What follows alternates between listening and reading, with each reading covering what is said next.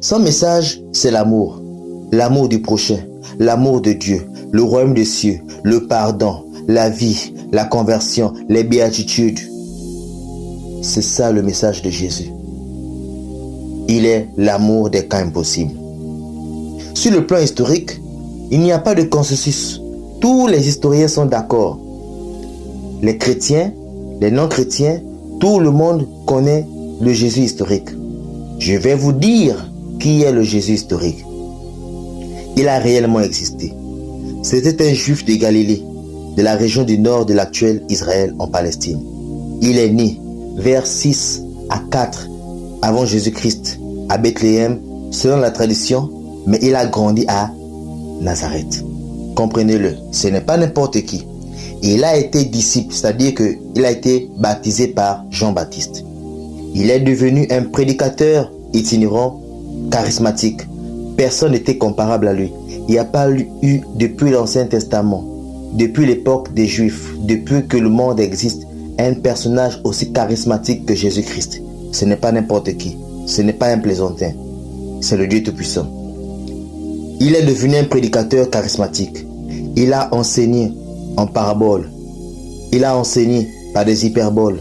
Il a enseigné par des figures de style. Il annonçait l'arrivée imminente du royaume de Dieu, son royaume. Il attirait les foules. Qu'est-ce qu'on peut dire de Jésus? Oh, merveilleux, roi des rois. Il attirait les foules. Il guérissait les malades. Aucune maladie ne résistait devant lui parce qu'il a autorité sur toute maladie, puisqu'il est l'autorité des autorités et créateur de toutes choses. Il a eu des disciples. Il a eu 12 disciples.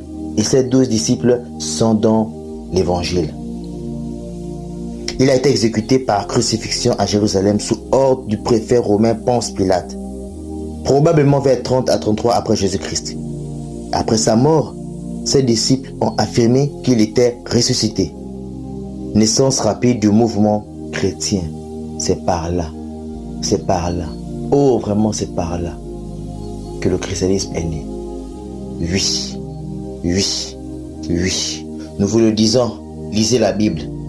Nous vous prêchons pas n'importe quel Jésus. Le Jésus de la Bible n'est pas Issa du Coran. Le Jésus de la Bible n'est pas Shingo Jésus des Japonais.